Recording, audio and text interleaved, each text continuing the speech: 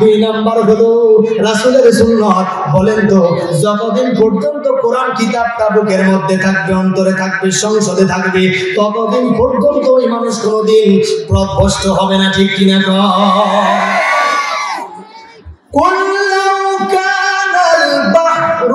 مدادا لكلمات ربي لنفد البحر قبل أن تنفد كلمات ربي ولو جئنا بمثله مددا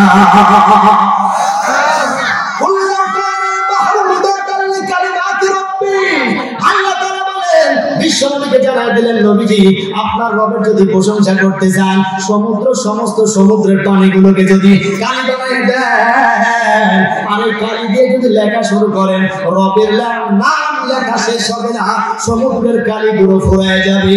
সুবহানাল্লাহ।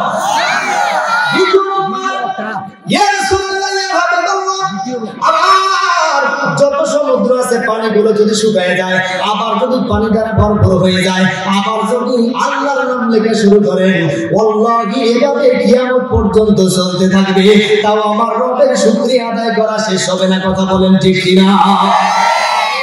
আল্লাহু আল্লাহু কি যে মধুর নাম, বলেন আল্লাহু আল্লাহু কি যে মধুর নাম, ধরার তাম মনি মুকুতাই আল্লাহিরা সোনা দানাই হয় না তাহার দাম।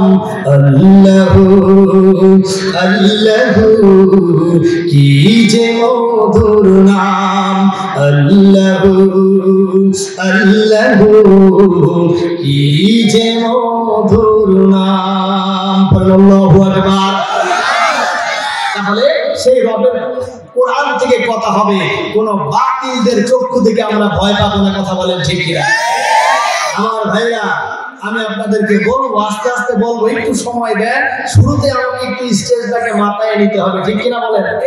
আমাদের মনে করবেন হুজুর কি আলোচনা করে আমরা জানি না। আমার ভাইরা, এখানে যারা আসছেন নিয়ত সহি আছে তো?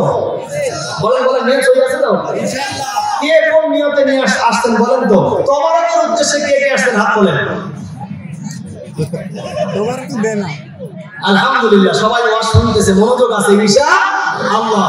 আল্লাহ পাককে দেখানোর উদ্দেশ্যে, কোরআনের মাহফিল বাস্তবায়নের উদ্দেশ্যে কারা কারা আসছেন দুই হাত তুলে আল্লাহকে দেখান। লিল্লাহি তাকবীর।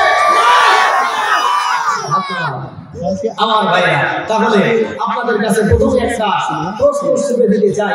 অনেকেই মনে করে হুজুরদেরকে ঠেকানোর জন্য, হুজুরদেরকে অপমানিত করার জন্য, লাঞ্ছিত করার জন্য কিছু কিছু জায়গায়, কিছু কিছু ভাবে আমি দেখেছি তাদেরকে অপমানিত করার জন্য সাধারণ মানুষগুলো লেগে থাকে। ঠিক কিনা?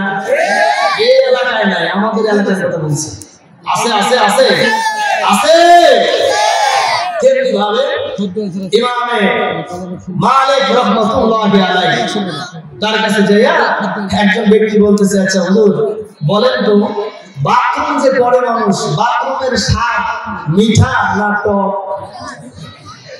আচ্ছা বলেন তো, সকালবেলা ঘুম থেকে উঠে কেউ কেউ যদি এরকম আজগবে প্রশ্ন করে, মেজাজ গরম হবে না? বলেন বলেন বলেন, হবে না? কি প্রশ্ন? বাথরুম টক না মিঠা? এই প্রশ্নের কোনো জবাব আছে? হুজুর কি বলবেন? বলছে আচ্ছা ঠিক আছে, বাথরুম তো টেস্ট করা হবে, এখনো তো টেস্ট করি নাই, আগামীকালকে সকালবেলা এসে টেস্ট করে আপনাকে বলবো বাথরুম মিঠা না টক। ঠিক কিনা বলেন? আমার ভাইরা, পরের দিন কৌতূহল জাগছে, নিশ্চয়ই হুজুর তো খাইয়ে টেস্ট করবে, আর টেস্ট করলে আমাদের চিন্তা ভাবনাটা সাকসেস হবে। আমার ভাইরা, দ্বিতীয় দিন যে বলতেছে হুজুর টেস্ট করা কি হয়েছে, বলেন তো টক না মিষ্টি? আচ্ছা আপনারা উত্তরটা দিতে পারবেন? বলেন বলেন, পারবেন? কেউ যদি বলে টক, বিপদে পড়ে যাবে, কারণ ওই ব্যক্তি তো টেস্ট করে দেখে নাই। ঠিক কিনা? কেউ যদি বলে মিঠা, বড় বিপদ আছে না নাই, কারণ ওই ব্যক্তি তো টেস্ট করে দেখে নাই। আমার ভাইরা, কিন্তু আল্লাহ পাক রব্বুল আলামিন এমন কিছু কিছু জায়গায় আলেমদের আকল বিবেক তৈরি করে দেয়, যেটা কাফের বেঈমানরা কোনোদিন কল্পনা করে নাই। ঠিক কিনা?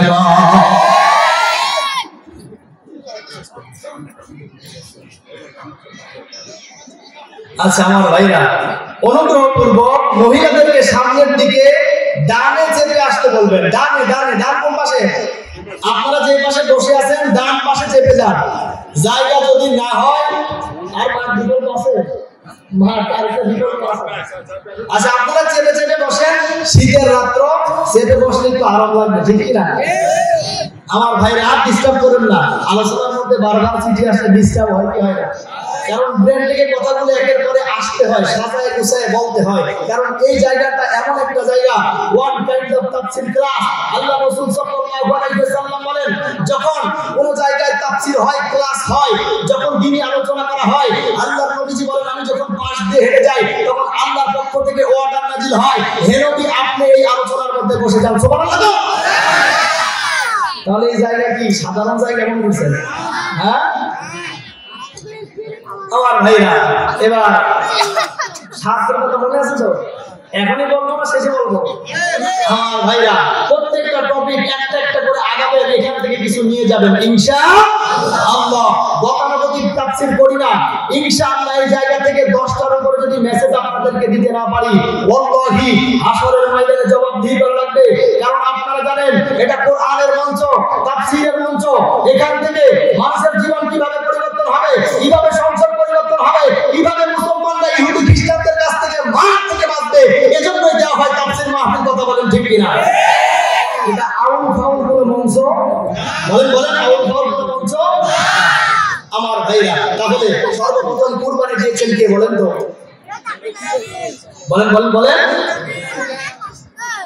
কোরআন বলছে, ওয়াতলু আলাইহিম নাবা বানি আদম বিল হক إذ قرب قربانا فتقبل من أحدهما ولم يتقبل من الآخر قال لأقتلنك قال إنما يتقبل الله من المتقين।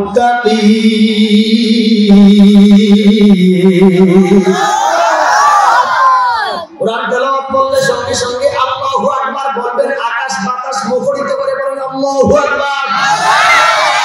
ওয়াতলু আলাইহিম নাবা বানি আদম বিল হক, হে নবী আপনি আদমের সন্তান হাবিল কাবিলের কুরবানির কথাটা মানুষের সামনে বলে দেন। তাহলে বোঝা গেল সর্বপ্রথম কুরবানি দিয়েছেন কে? হাবিল আর কাবিল। আমার ভাইরা এটা বলতেছি কারণ এখানে উদ্দেশ্য আছে। হাবিল আর কাবিল যখন কুরবানি দিল, হাবিলের কুরবানি আল্লাহর দরবারে কবুল হয়ে গেল, কাবিলের কুরবানি কবুল হলো না। কাবিল ডেকে বলল, হাবিল